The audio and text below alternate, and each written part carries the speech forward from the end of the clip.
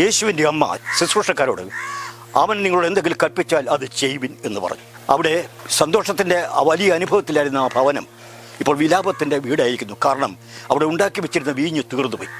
അവൻ്റെ അമ്മ ശുശ്രൂഷക്കാരോട് അവൻ നിങ്ങളോട് എന്തെങ്കിലും കൽപ്പിച്ചാൽ അത് ചെയ്യുവിൻ എന്ന് പറഞ്ഞു.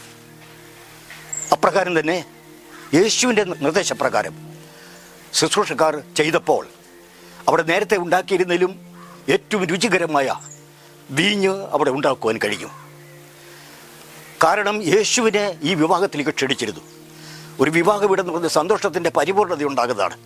ആ സ്ഥാനത്ത് വിലാപത്തിൻ്റെ വീഞ്ഞ് തീർന്ന് വിലാപത്തിൻ്റെ അനുഭവമായപ്പോൾ യേശു അവിടെ ഉണ്ടായിരുന്നത് കൊണ്ട് ആ കുറവ് പരിഹരിച്ച് അവിടെ വളരെ സന്തോഷമായ ഒരു അനുഭവം ഉണ്ടാക്കാൻ കഴിയും.